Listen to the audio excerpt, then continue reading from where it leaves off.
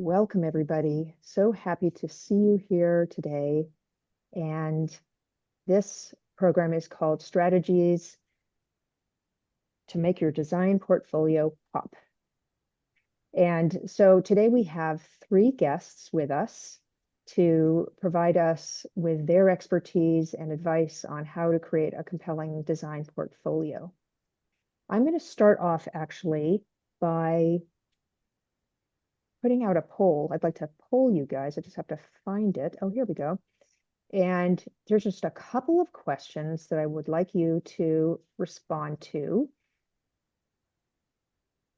The first being, prior to today's program, how knowledgeable are you about the important components of a compelling design portfolio? And we have a 5-point Likert scale from not at all knowledgeable to extremely knowledgeable.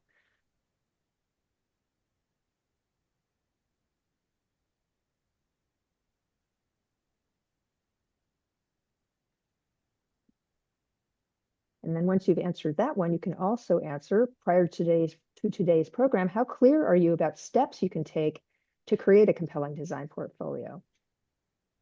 So I can see a range of readiness and knowledge. And thank you very much for sharing that. So our panelists have an idea of the range of readiness that people have coming in. So I'm going to end this poll. Actually, I'm going to wait a little bit longer because I see that there's maybe a few more coming in. Great. So mostly slightly or somewhat knowledgeable and not at all to somewhat clear, but then there's very clear as well. Okay. You've seen the results. Okay. Sometimes I'm not sure what you see. Yeah, we can see the results now. Great. Thank you. So you have a sense of where you fall, and wherever you are is perfectly great. That's where you are. Okay, so now let's move on. And so my name is Denora Meyer. I am one of the assistant directors from Berkeley Career Engagement. And essentially, I'm a career counselor. I serve the College of Environmental Design undergraduate students and master's level students. And I have with me today Mel Barbers, undergraduate academic advisor, and three guests who are going to help us with their knowledge and expertise. We have Kristoffer Tendall, Gary Strang, and Deanna Mendez. And I'm going to give them each a chance to introduce themselves. You can take turns with your name, the firm that you're a part of, and the types of projects that your firm specializes in or focuses on. And we can start with Chris, if you'd like to start off. Sure. I'm Kristoffer Tendall. I'm design director at IA Architects in San Francisco, a global firm specializing primarily in workplace, also drifting into retail, hospitality, largely here in the Bay Area, mostly large tech headquarter projects, but also drifting across the world. Thank you, Chris. Gary. Yeah, thank you. My name is Gary Strang. I'm the principal of GLS Landscape and Architecture. We're a 10-person firm in the Mission District in San Francisco. I studied environmental planning and management at UC Davis, and I have a Master of Architecture from Berkeley. So I've been in your shoes a bit, and you'll learn more about that as we go forward. Thank you, Gary. Okay, Deanna. And I'm Deanna Mendez. I'm from Northern California. I work at a small-ish firm, Quattrocchi Kwok Architects. I'm a senior project designer and also a project manager. We specialize in educational design primarily. What else could I tell you? I'm also a Berkeley grad, undergrad, and then I went to Tulane for my master's. Great, thanks. Kristoffer, what's your academic background? I can't remember if you said I that. am also a bear. I did not mention that. In now what most of the people in my office are calling the 1900s. That's when I graduated. So I saw Worcester pre and post remodel. Great, thank you. Great to have that perspective. So what I'd like to do is start off, or actually, let me tell you all what's going to happen. we just did introductions, and then I'm going to ask the panelists just a few, it's really one question with a few different parts to it. And then I'm going to give the panelists a chance to each do their spiel and talk about what they think is important. And then once we're done with that, we'll move into Q&A with you guys, you students and recent alumni who can ask questions of all of them or individuals. And so the question I'd like to ask, the initial question is, in general, what do you look for in a portfolio for an entry-level role? And how might this differ for an internship versus a job, for an undergraduate versus a master's level student, if there is a difference in what you look for? And any of you who'd like to start off, feel free to jump in. I could take a swing at it. I think the first thing to know for an entry-level person is the pressure is not on to show that you can operate at a professional level or understand the tools and standards we use. If you're entry level, we're expecting to teach you. And frankly, if you haven't learned a different way, it can actually be easier to teach you the way we want to do it. If you have experience in an internship or something similar, it's great to know, but don't ever feel bad if you don't have that experience. What I'm looking for when I look at a portfolio is the way to graphically convey thought, not just product. It's what we do in our own practice when we present to clients. It also is a better way to understand how well you really think about design and can translate that into solutions versus just the product. I know in school you're required to show certain pieces in your presentations to check the box, but we don't have that cheat sheet. So I would just say whatever you convey to speak to the thought process and your arrival at that. That's really what I look for and what makes portfolios stand out, especially entry level. Thank you. Yeah, I would completely agree with that. We're not looking for you to be an expert at anything. We're looking for you to show us your organization skills, how you tell the story, right? And the story you're trying to tell and what you're trying to sell is yourself.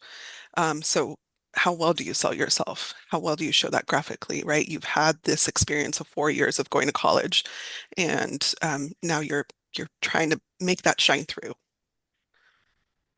Yeah, I think we're trying to get an idea of who you are as a person, what makes you unique, what you're bringing to the office that might be an asset, and not only professional skills, because like I say, I totally agree. It's not what we're looking for. It's really, are you a motivated person? Do you get along with others, and what things in your past that may have nothing to do with architecture might demonstrate that? For example, if you're, if you're a national chess champion, or been a captain in team sports, or you free climbed, El Capitan or something like that. I mean, just knowing that you're focused on mastering something, whether it's an instrument or any hobby or personal interest, I think those things really come into play. Thank you. So, Please don't go risk yeah. your life climbing El Capitan if you're not Yeah. comfortable doing that, though. That is not a requirement. Yeah. Don't go outside your comfort zone to that extent. Is there any difference, when you're interviewing people for an internship, or people are applying for an internship versus a job, or undergrad versus master's level, in terms of what you expect to see or want to see? I don't think so. For that early level, I will say I've had interns that outperformed early hires who had graduated.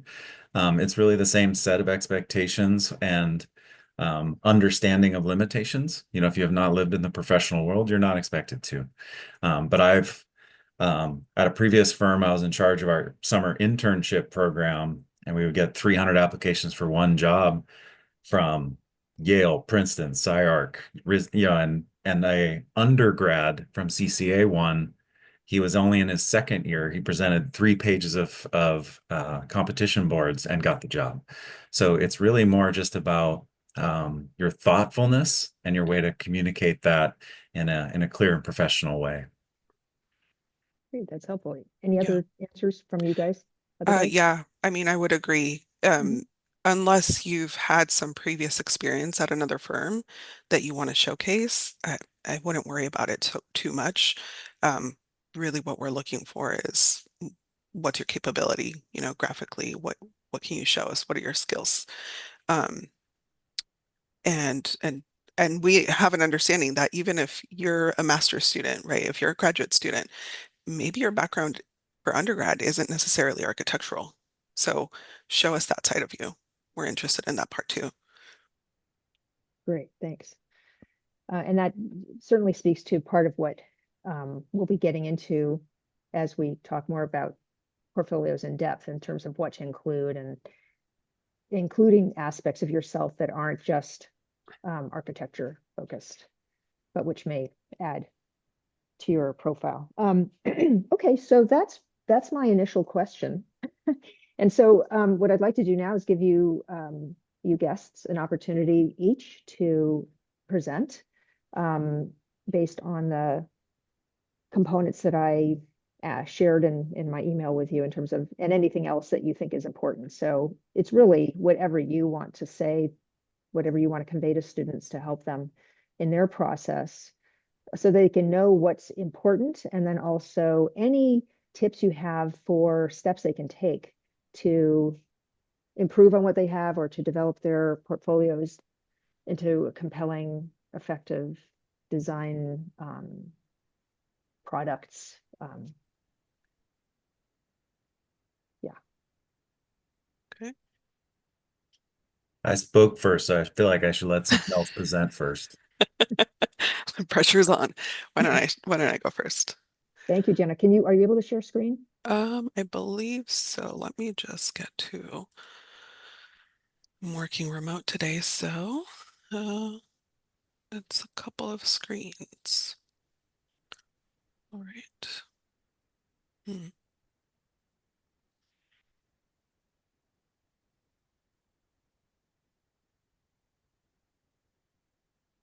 Well, this is kind of tricky. It's asking me to share. Okay. Well, we'll try this. Oh, good. All right. You all see my screen? Yeah. And okay, great. And this is portfolio. So I'm going to show a couple of portfolios that we've gotten from a variety of people. This is a recent grad in front of us. So we're seeing a desktop. Is that what you want oh us to see? no. Yeah. Let me see. Let me see if I can move this over and just make it easy. Is Oh, that there you better? go. Yeah. Much better. All right.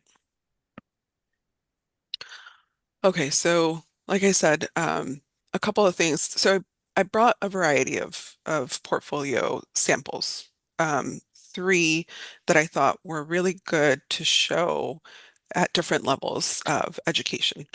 A couple of things to take into consideration is spelling is important, right?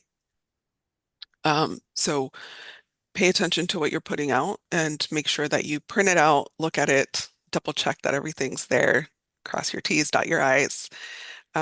But despite a couple of things on these, I think it really speaks to the person.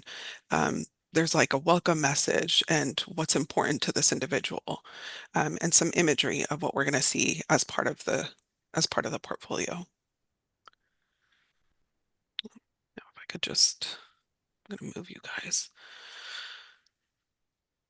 And there's a beginning of your project with a little bit of a description, not too text heavy, and some thoughts about process, right? The important piece of the process, I think, is conveying clearly what it is that you're trying to say. And in this case, it falls a little bit apart. But still, process nonetheless. We're not expecting anything too crazy. And then showing another nice rendering and some technical drawings to show that you have that ability and that technical skill. I would say that in terms of format, my preference is to see 11 by 17s just because they lay out a little bit better. You're able to balance a little bit between both text and imagery a little bit better, and your images are slightly larger, which is really great when you're somebody who's reviewing something online or, on a computer.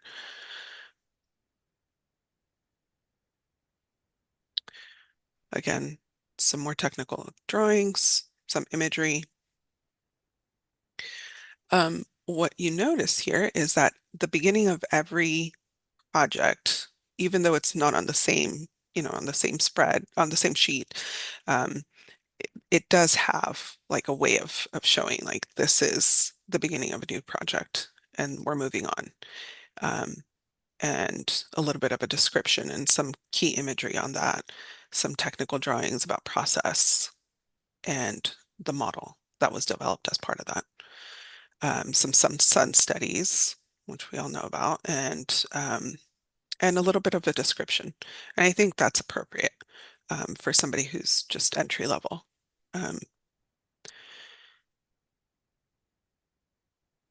So I'll just keep going. I think sometimes we get so caught up in trying to just cram a bunch of stuff on pages. And I think one of the things that this individual could have, in order to improve their portfolio, could have done is maybe less is more, right? So finding a way to organize your work and communicate the story a little bit more clearly. And it doesn't necessarily have to involve every single technical drawing that you did as part of the project. Let me go through a little bit more. And this individual has some professional experience and they wanted to show that. They wanted to show some spreads of a couple of technical drawings.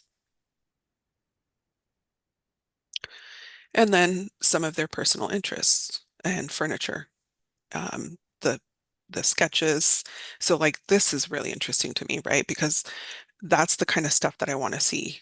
I want to see the technical stuff, but I also want to see like what their personality is like, how their brain works, and how they communicate those ideas and how that develops and how they're meticulous about some of those things. And then what the finished product looks like. So architectural adjacent, I would say. Same with these, right? Privacy screen, a fountain that this person designed. And they show you all their initial sketches and how that process developed. So I thought that was really great. And then some of their paintings and sketches. And it just shows a pretty well-rounded person here. And it's enough to get your foot in the door and get you an interview. The rest of it, like it sparks up interesting conversations about like, oh, well, what kind of medium is this? And, what kind of other hobbies do you have? So I thought that was really good. Let me pull up the other ones.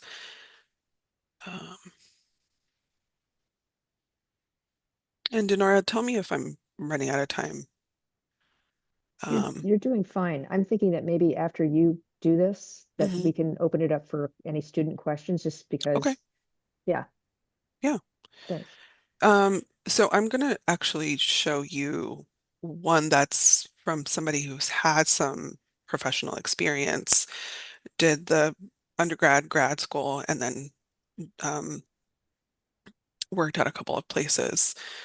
So they show some education, software proficiency, languages that they speak, and experience with within different firms. So that's always nice to see. And then they've developed this table of contents that separates student work and then collaboration work and then their own work that they've done on the side.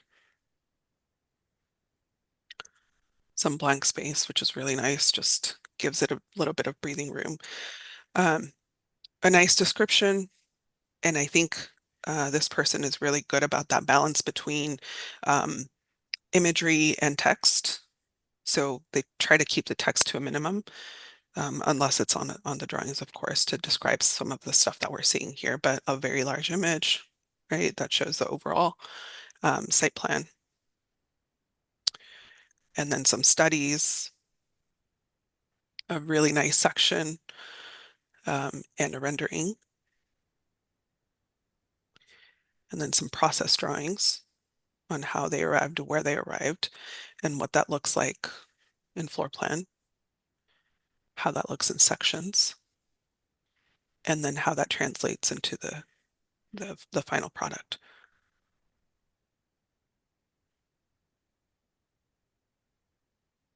And again, right, we know when a project ends and another begins because they have the same setup.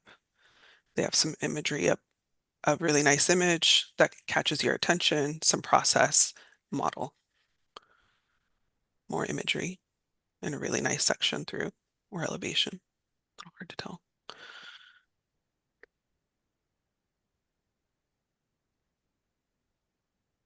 So I'm going to zoom through some of this because I want to show you guys. Yeah, so this is a little bit more technical, right? And this person wants us to know, like, I have those technical skills because I'm not entry level anymore. I want a different type of position. I think he interviewed for a job captain, some changes. So he wants us to see that he knows how to do that. Technical drawings. And some very nice elevation and section, right? And you can see the correlation between the two and how that works. So he's really telling the story here.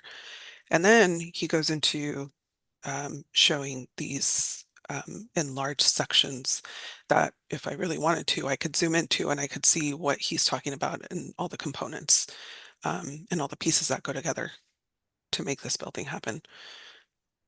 And same thing here. And so what I did and what I like to do every time we do this exercise of talking about portfolios, right, is they teach us how to diagram when we're in school.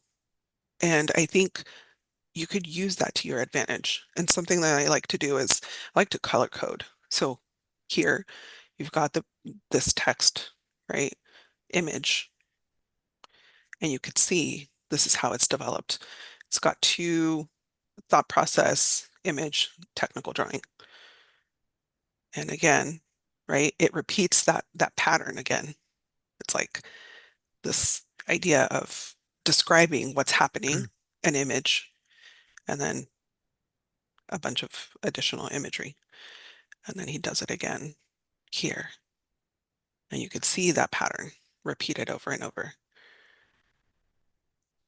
So it's just a really nice way of organizing your thoughts. A couple of the other things I wanted to point out is always have a master portfolio. Pay attention to the directions of what you're applying for and what they're asking for. Sometimes they're asking you for a work sample. That's maybe 2 or 3 projects to just go through really quickly. Versus like a limited portfolio. So I'd always do one large portfolio that's my master that I pull from, and I pull different samples from. You're trying to tell a story, mostly about yourself and your skill set, sell your brand, right? And then you're trying to communicate how you organize your brain, really. And then the last piece of that is always, I'll show you here. Always give credit where credit's due. And this person does it in an interesting way. So this person says, all right, this is this group project that I did. And please note that anything in this project that is without a label has been created by me. So then we know that, right? What else? I like to think that you always want to put your most recent work first. And I'll stop sharing because now I'm just talking. Always put your most recent work first. I think it's important to give it some balance, right? You always want to show a little bit of your educational experience, some of your internships if you have them. If you don't worry about it. And I love the miscellaneous stuff. It just gives us a chance to see who you are. So I really want to stress that. And it also gives us an idea of like how you might fit into our company culture, because that's pretty big.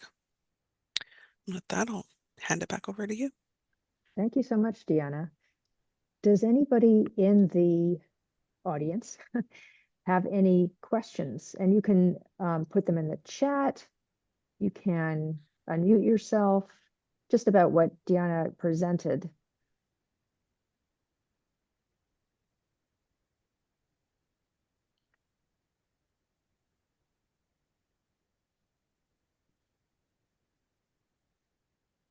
I'm not seeing any hands or, oh, no questions from me yet. Okay. Thank you. Okay. Yeah, I just wanted to give you an option. I was wondering, Deanna, when you were talking about the, you're saying towards the beginnings, convey, be really clear in what you convey. And then you said it fell apart a little bit. And I was like, wondering how it fell apart and what you would do differently. Like it was in the right at the beginning, I think. Oh, I was just thinking about the structure and the organization of thoughts, right? Mm, You always want to be very clear and consistent with your projects and show that you're telling this story. But in some cases, they start falling apart and they just, people just put in everything.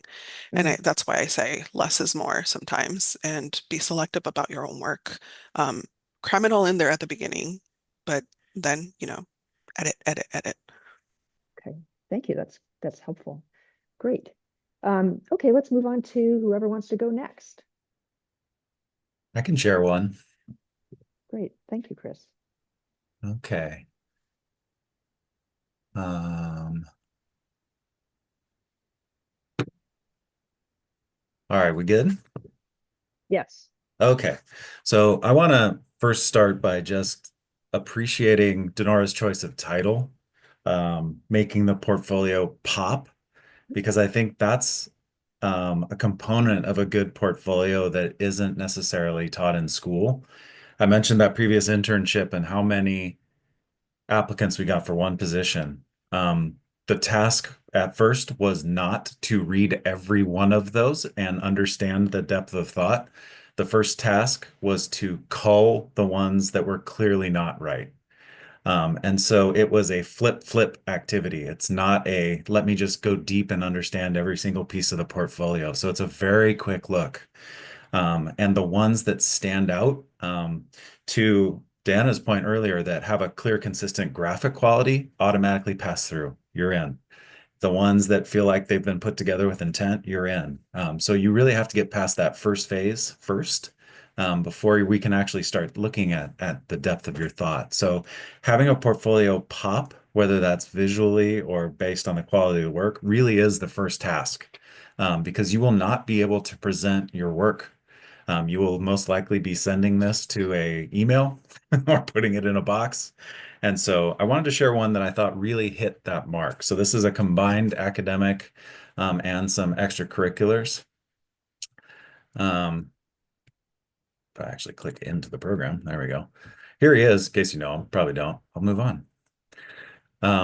Does talk about some professional experience. A very clear table of contents, but not too busy. And to the earlier point about a brand, and to Denora's point about if you have extra experience outside, I think those are all really great things that can make you stand out if they have applicability. So in this case, this candidate also is a photographer and artist, and so included that right up front. Here we see the breadth of his work, and so I'm already interested to learn more. I also appreciate clarity. As also Dana mentioned, the beauty of doing a school project is you have the time to dive in it so deep that you know every single inch of it. The task is to not tell us every single thing about it. When the effort really is editing and clarity into bringing what's the real concept. You've spent all semester working on that project. You think there's a really cool idea about why I put the bathroom here, but that's not the main concept. So really boiling down your projects to their core components and communicating that with clarity and with simplicity. Definitely don't rely on text. Text is great if we want to dive deeper, but if we're flipping through these quickly, we're not even going to read it. Maybe even the second time through. So it's not bad to have, but never depend on it. What you're showing on the page should speak by itself. For example, this is a plan with 2 sections that only has room ID. But you get the idea of the concept. You can see the curves in elevation. You can see the curves in plan. There's implied motion through the space and a connection. And then images that really talk to the concept and the concept building. This is an intriguing piece. This is not something I would normally see in a portfolio. So it makes me want to understand. And I see that there's a deeper connection to a concept that's really rich. This was some professional work included. I will say one thing I slightly disagree with Diana is I don't necessarily think you have to have your most recent work first. I think you should talk about your work in a way that has an arc and a consistency, and that could be your most recent, but I don't necessarily care about that personally. I want to hear how you tell your story over the course of projects and work, and however that makes the best story, that's what I want to know. I really like seeing what you've learned. This project in particular, it sort of is a check the box. Yes, you've done some work, but it's presented graphically very well. Love to see sketches. The same kind of thing. They're about exploration, not final product. There's some very simple text that talks about what the concept and idea was. Again, to the other point, the inclusion of a section to show technical skill, but also shows to go deeper on what the actual project was about. It's not just here's a section I also know how to do. And then the overall image. This shows that there's an understanding of construction and how that affects design, not a single piece of text. And then this here is the thesis project. This particular employee went to Michigan, and his thesis project was architecture as a graphic novel, and talking about looking at architecture in that way and using the storytelling of graphic novels and the geometry of architecture to blend those lines. That's the kind of thought and creativity we can't teach. That has to be communicated here. We can teach you Revit. We can teach you how to lay out a finished floor plan, but having this is something that's bringing something extra to the table. This is making your portfolio pop. Telling the story of your project in a unique way. The idea of this was architecture as a graphic novel, so they tell their concept as a graphic novel. Not saying everyone do this. This was because this was this person's set of skills and interests.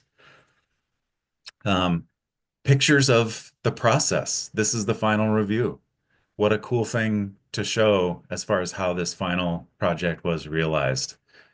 I'm actually going to skip through some of these others because what I want to show too, to the comment about other explorations. It's one of the most common questions I get when talking about portfolios. I'm just flipping through this slowly too, so you see the totality. How do we talk about other work, other creative work, sketching, photography, sculpture, other activities? What I would say is make sure you connect it to what you learn from it and how it applies to architecture. Otherwise, I can tell you it's some of the deadest pages when you're presenting it in person. If you go to a page that's just photography, there's a million portfolios with photography. Tell me what you learned from that. How did that shape how you are as a designer? In this case, this person had founded a nonprofit design collective as well, and so shared some of the process of those events, what the contribution was, showing the process, showing the activity, showing the people, along with some of the product that actually led to both the mission and the execution of this nonprofit he'd done to help communities connect with their built environment. And what I wanted to show you is how he gets into this. So here he's talking about his own personal art pieces and how it comes from his upbringing in West Africa and his experience in the Western world and thinking about architecture, how the exploration of image and story comes across in static form. what he learned about that, how creating that formed his approach to architecture and society, how component it into a deliverable, putting an idea into a deliverable. Also, pieces like this just really stand out. In this case, he's talking about fashion photography, but he gives the reason for it by saying it's helped develop my compositional eye. It's a fulfilling challenge. So he's tying it to what is very applicable skills in an architecture studio, while still showing his breadth of product. And again, very clear. There's not a lot going on these pages until you get here. And now it's the everything. So I think those kinds of things in general.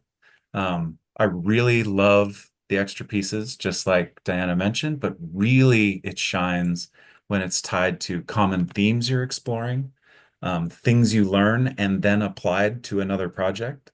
That's why I think pulling a thread through the whole portfolio, when Diana was talking about a clear graphic quality, even if you go back and do that after the fact and add that to your work, that could be a really powerful way for the portfolio to look like a cohesive product. I also think color for color's sake doesn't matter. So again, to Diana's point, using color to draw attention and to bring focus and to carry an idea through. And it doesn't need to be the same from project to project, but it should be the core part of your project that you're highlighting. So the use of color is a good unifying moment, but it also brings attention, and just be aware of that, because sometimes people do graphics with color, but it's just leading my eye in different directions. Know the power of color when you're using it sparingly.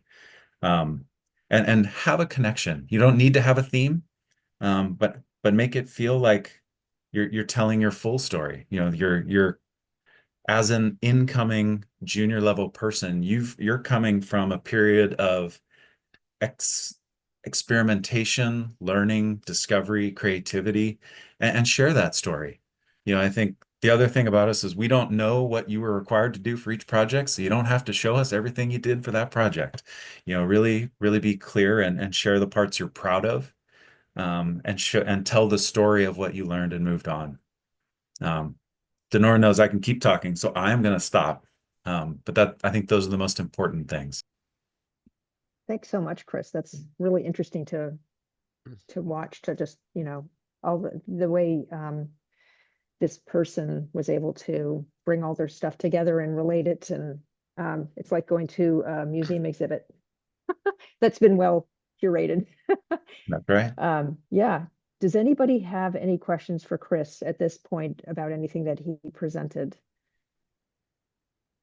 And again, you can put it in the chat, or you can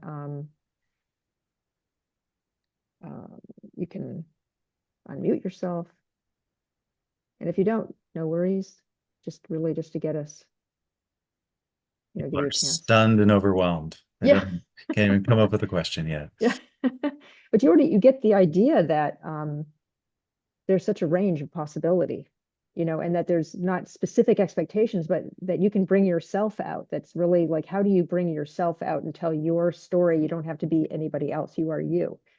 And so it seems like one of the things that you really want to figure out. Who am I? Oh, one thing, question. I'm sorry, that comment just made me think about something Diana mentioned before.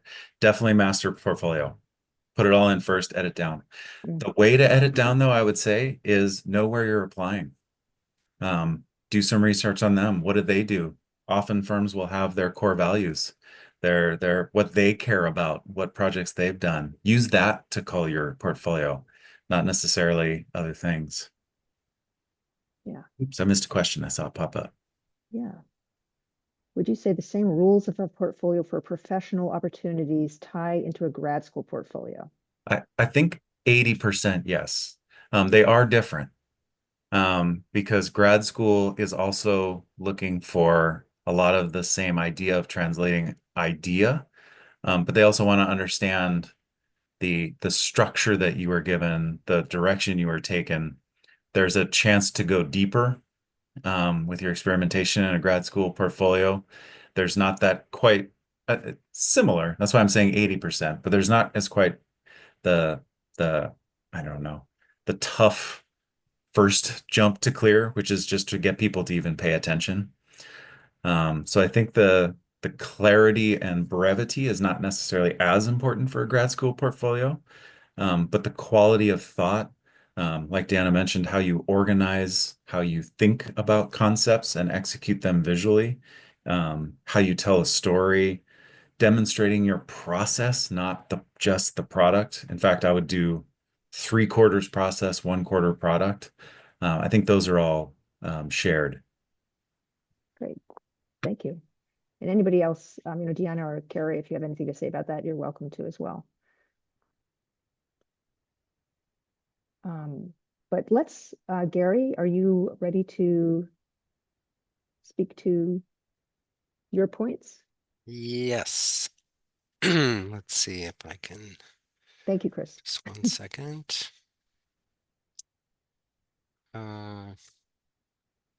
Which screen do I want to share? Hold on just a second. I have so many screen options here. As you're pulling that up, Gary, do you mind if I give just a quick comment, Denora? Yeah. I would say everyone here, I know it's scary to raise your hand and ask questions. This is all being recorded. I would recommend that all of you reach out to the three of us, add us on LinkedIn. We're on this call because we care about this and want you to do your best. If it's easier to ask a question in a less intense situation, please feel free to do that. That's great. Thanks, Chris. Okay, I wanted to make a couple points first. I think one of the really hard things about entering the professional world is that, there is, I think there's a series of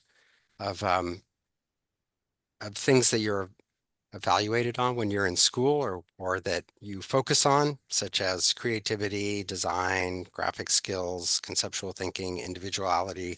And then when you come out into the professional world, sometimes you're facing completely different criteria. And some of those we've hit on, organizational skills, teamwork, leadership, technical abilities, what programs you know. I think professionals have really different concerns that um, that they look at. And so the way I think of it is that, the content is really important, but as we've said, that's not what it's all about because you're entering into this new world. How do you make that transition? How do you find those common elements? And so I think the portfolio is itself like a design project, how you organize it. So I want to start like really super simple. In terms of the portfolio structure, I'm kind of focusing here on the portfolio as a design object. And then I'm going to go through this really quick, and then I'm going to show you my most recent portfolio, which I think embodies, my most current thinking and some other thoughts I'll share with you. So in this case here on the right, this is sort of an example of like the Swiss system of graphics where you have, it's just like architecture. This is a 3-column format, and there are gutters and frames that you have between the 3 columns, and then that becomes like a jumping off point for organizing a document.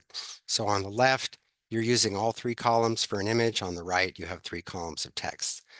This is a 4-column format, and you can see that instead of having just columns of text, you can drop in images, and you can get quite a lot of variation within this format, so that starting with something which is really structured and really rigid, like starting an architecture project or figuring out the structure of a building, you can actually work that into something that's incredibly diverse and accommodating of any number of variations. So these are kind of increasing levels of complexity in working with a really rigid structure. So here's a 5-column format, and I've always really loved graphic design and take as much joy in the production of the document as in the actual building of the thing.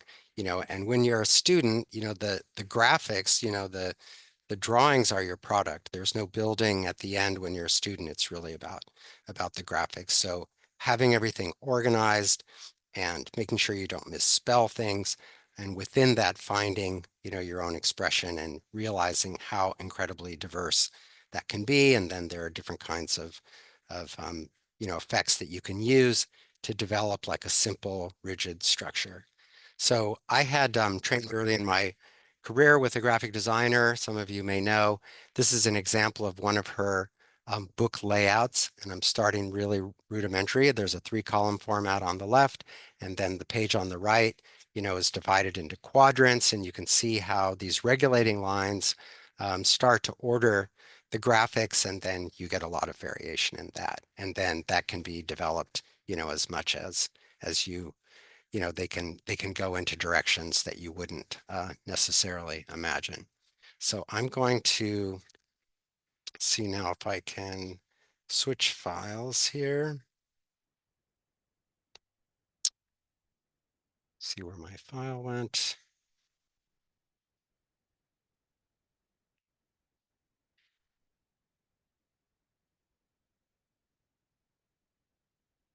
Okay. Okay, so let me need to go to presenter view. Okay, so here I'm sort of, this is actually an application of my own for fellowship in the American Institute of Architects. So it actually, and I don't have the results back yet. It's kind of a pitch. You're making your case. Gary, I don't think we're still seeing the previous slideshow. Okay, interesting. Not sure why that is.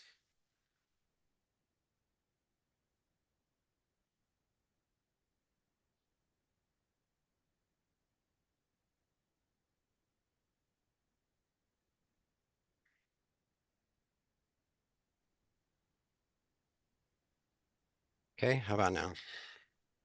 Yeah, we can see that. Okay. All right. So this is actually following guidelines for, a really sort of, epic application that is laid out by the AI with certain rules. And then this is the interpretation of their rules along with what I showed you before, which is a fairly structured document. So in this case, it starts with a letter of introduction. That's not a bad way to go, is to, find someone who is an advocate of yours or a mentor and lead with a letter of some kind. Then, maybe there's a, an image which establishes the, a certain feeling. And then in a way, there's a, lay out the basic argument at the beginning with the kind of a pitch with some main points. I don't expect that you would have text like this. We're just looking at primarily here the structure and then how the structure of the document morphs throughout the throughout the whole trajectory. So in this case, taking all 3 columns, for one image, kind of now starts to animate this and make it more dynamic. For minor points, you can use thumbnails to get the point across. And now I've gone from the 3-column format to kind of a 2-column format, and then each of the 2 columns is subdivided into the thumbnail, the thumbnails, and the text. And I'll go through quickly to just give you an idea of how much variation that you can find within this structure. But I think that looking at portfolios, we really look for something that has a really clear organization and structure, and make sure that it is kind of a demonstration of what your approach would be, working on a design project, that it would be, its thoroughness and the fact that you've checked your work and that there aren't obviously misspelled words everywhere. So this is going through, really like almost an entire career's worth of work. It's different than what you would do, but I want to make the point about the, about how important the organization is, because that's something that you do have total 100% control over at this stage in your career. So for the most part, it sticks with the 3-column, but then you get to a point where you can start breaking the rules a little bit. Now this goes into the portfolio. So for each project, there's a large image that kind of sets the tone, and the text is on the right, but it's still kind of like 3 columns. So here you do see the 3 columns at the bottom with these 3 smaller images, and then on the top, it's 1 and 2, and you can go, all 3 columns for for certain images. I take this opportunity then to answer the question I was just typing. I wanted to respond to Lucy's question in particular about how to focus on when you don't have a lot of projects to share. And we talked about clarity. I think the other thing is that the previous example I gave of the underclassmen, in fact, who won our internship, it was a 3-page portfolio. It was 3 competition boards done very well. If it had been 3 competition boards and 4 pages of it would have been not as strong.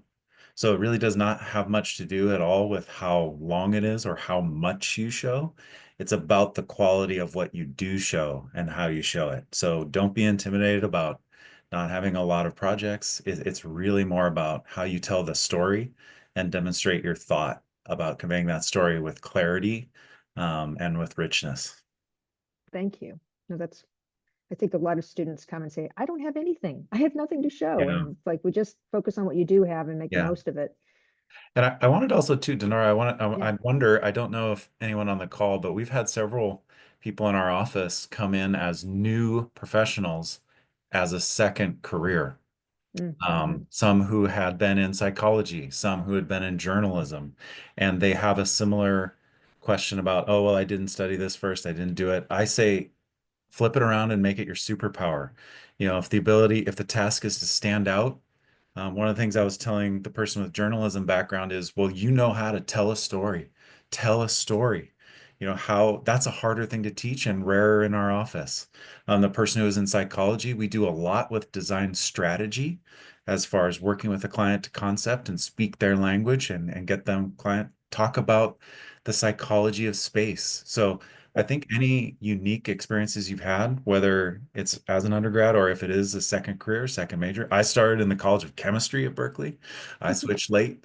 So anything that makes you unique is not a handicap. It can very much help you stand out. That's great. Thank you. I mean, I thought that really fits with what I tell students, kind of like to figure out your special sauce. Like, what is it? And you're not trying to be like anybody else. You can be influenced and inspired by somebody else, but don't compare yourself, because that's self-destructive many times. So yeah, thank you, Chris. Any other questions? Or Gary, I don't know where you are with things, but any other questions that people have, you can feel free to put in the chat or to chime in. What I'm really trying to communicate is that Yeah. I think the quality of the document is as important as the content. And so just like you would design a building by perhaps laying out the structure, then you can start to personalize it and make it responsive to the point that you want to make. So when we get to the actual showing of the projects, this is the part where I thought we left off, where the 3-column format is maintained at the bottom, but then the upper part can break into 2 columns and 1 column. And then there are certain things that just don't fit into the rules, and then that gives you the opportunity to break the rules and do something special in the format. But it's great to see, I think it's great to see repetition, it's great to see clarity, it's great to see high quality images, and just make sure that anything that you put in here is as polished as you can make it, because you can put in a whole bunch of great projects and one where you wanted to make a point, but you knew that the images were maybe a little out of focus or the drawing wasn't that great. I think that tends to drag down the whole portfolio. It's better just to show less and to just show your very, very best work. So I think one of the points I'm trying to make here is that, you don't have to, do something which is really striking out in a unique direction. I think the simplicity and the clarity and somewhat understated is in some ways better, a better approach than, trying to express your creativity in this particular setting. I think that comes later. So hopefully there's enough examples here of different ways of organizing information. I mean, it's and like I say, very, very straightforward. maybe more straightforward than you would normally be inclined to do. But I think for people looking at your portfolio quickly, as others have said, it really helps to keep it simple, clear, bold. So that's basically that's what I have.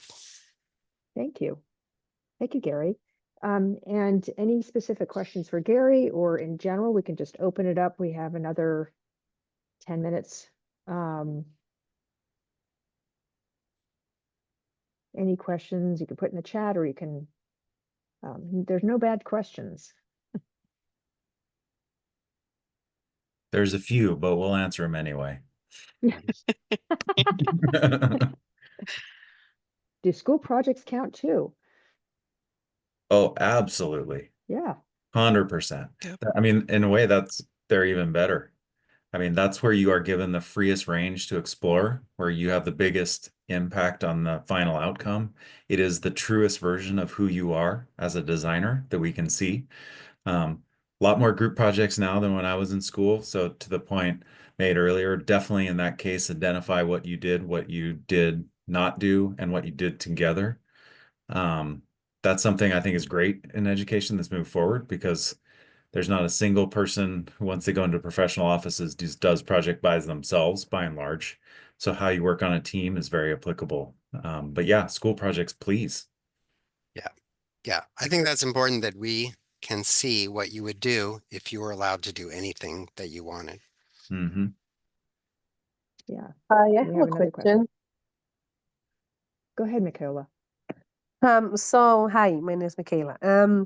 I a few years ago, I'm from Peru, so I helped.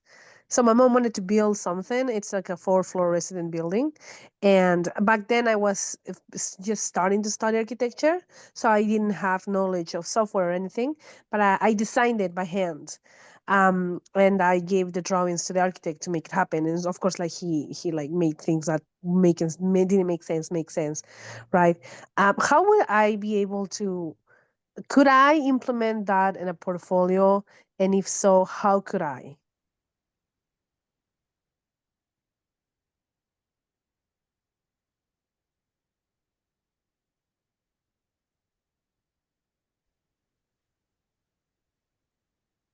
I'm sorry, I was typing an answer. I only caught part of that. Would you repeat the core of your question Yeah. again, please? Okay. So I'm Peruvian, and back in Peru, a few years ago I helped my mom design a building that's a residential building. It's a 4-floor one. And my parents gave me the freedom to design it because they believed in me, of course. And I back then I didn't have knowledge of software, so I designed everything by hand, like measurements and everything. And we did have an architect, like somebody that was in charge of like making sure things were like structurally well, right? So, but like the design is still mine, like all of it, all the implement, like everything I implemented, like what it's going to build now, it's what I've Mm-hmm. saw back then. So my question is, could I put that in my portfolio? And if so, how? 100% you can. Just be very clear about what you just said. Talk about what you learned. Talk about what you learned working with the architect and understanding what that means to then make it real. But the concept itself, if it's your work, talk about the story of it too, what your personal connection was to it, where you came to that concept, how it may have changed over the course of construction and the collaboration with the architect. But 100% that's valid. Just be very clear about what the line was of what you did and what the other architect did, because that's where you can fall into trouble. Awesome, thank you.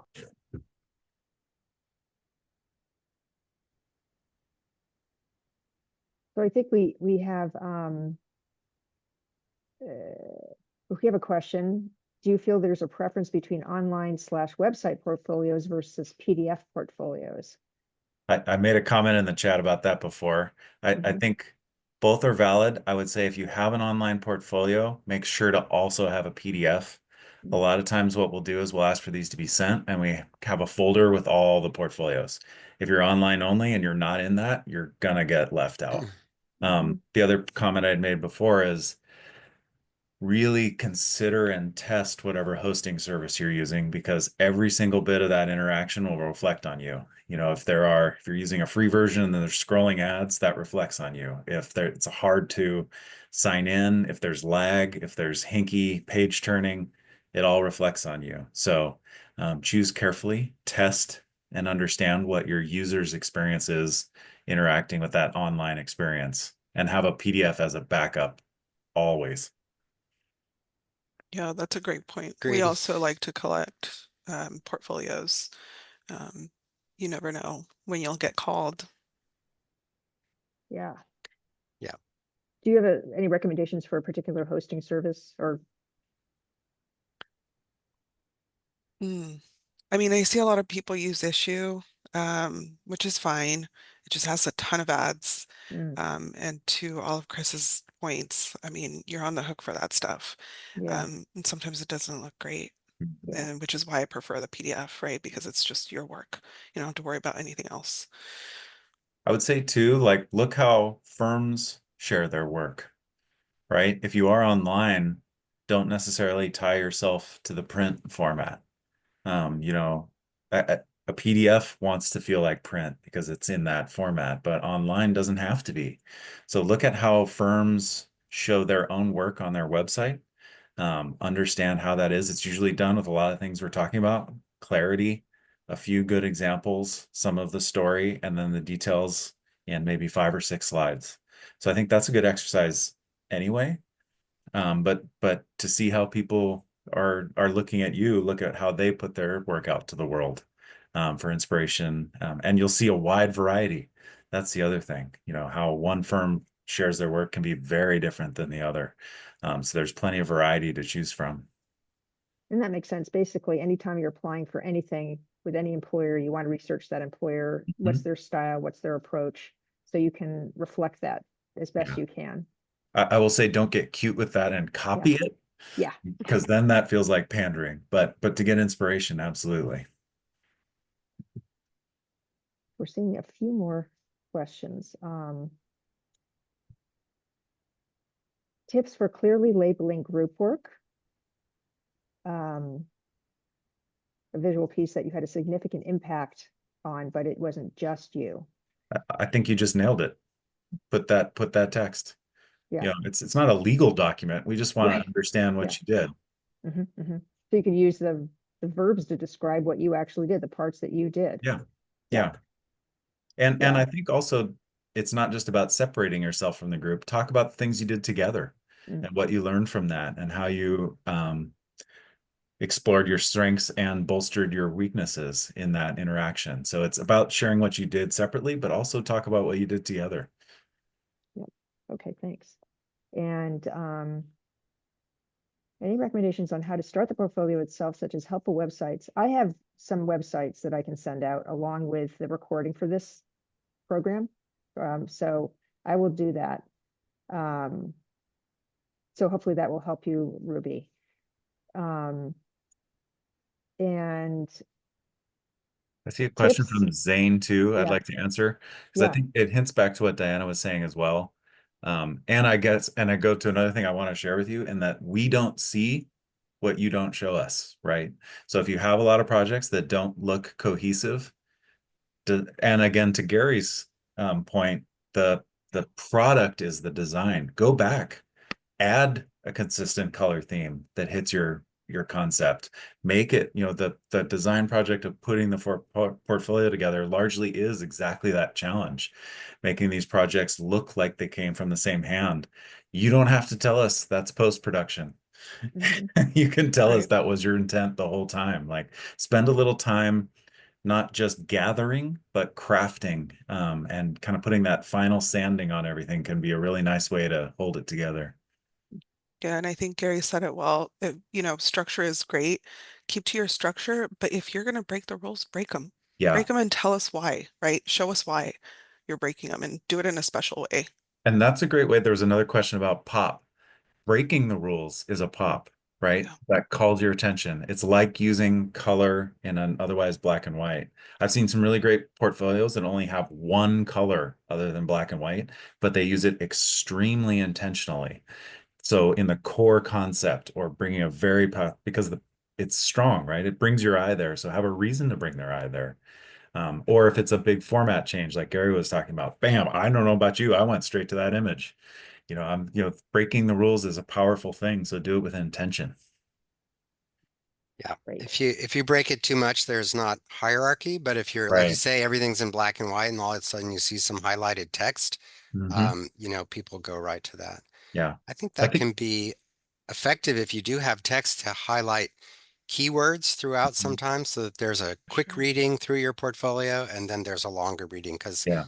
like you say, Chris, the first couple times nobody's really reading too much, but they will stop and look at maybe a phrase, or a sentence if it's really made to stand out. And I think the same is true with drawings too, right? If you're showing plans, or if you're showing sections, if you use color, even if it's just to show a single person that's in the same spot and you're telling the story, or if the core conception is open connection, showing where those are in section and plan. It's the same, it's a morbid example, but in Schindler's List, that's how color was used masterfully Mhm. to show these little pieces that carried you along in the story in a very soft way, but it's just a sledgehammer of impact when you see that color. Yep. Yep. So we've come to the end of our time, and what I want to do is I'm going to do one more poll, and but while I'm doing this, if anybody else wants to share anything, please feel free to. So I just put out this poll after today's program. How knowledgeable are you about the components? And then how clear are you about the steps you can take to create a compelling design portfolio? So hopefully you're feeling more knowledgeable and more clear. But if any of you, Deanna, Gary, Chris, have anything else you are, feeling super essential to say, please feel free to do so now. I think I want to congratulate everyone who's on this call because that's already showing more thoughtfulness of purpose than frankly I had. And I think the biggest obstacle is not your skill. It's the not knowing, right? That's what you're here for, to hear what we're looking for. What are you being compared against? Continue to seek those out, those resources, the thing Denora puts together for you guys. Compare with your co-students, it's really just understanding the context. It's not about your skill. You've got that. It's just how to tell it in a way that it stands out. Yeah, thank you. Yeah, I'll just add, I think that there's so many tools available in graphics that it's really hard to find your way to who this person really is, so that it's great to just let your personality show through and don't be afraid in any way to break out of the mold and just be who you are. I mean, I think we really appreciate a difference in personality, in a world where everything is very hard to navigate through. You can use the tools to create impressions that are not really you. And I think that we recognize that we're inundated with that. So yeah, how are you?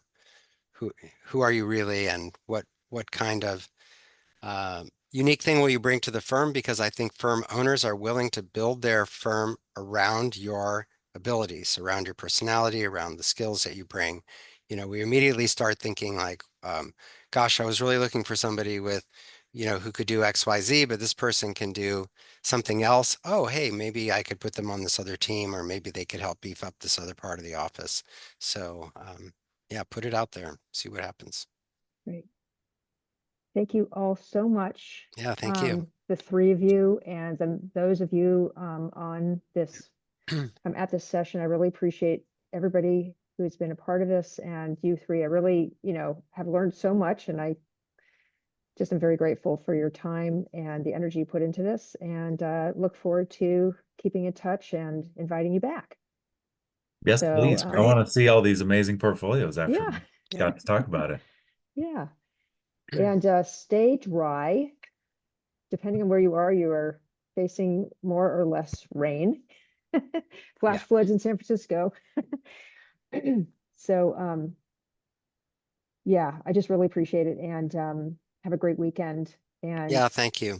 Thanks yeah, for inviting us. Yeah. Thank you. Thank you. All This is right. great. Good luck to everyone. yeah, Yeah. All right. take care.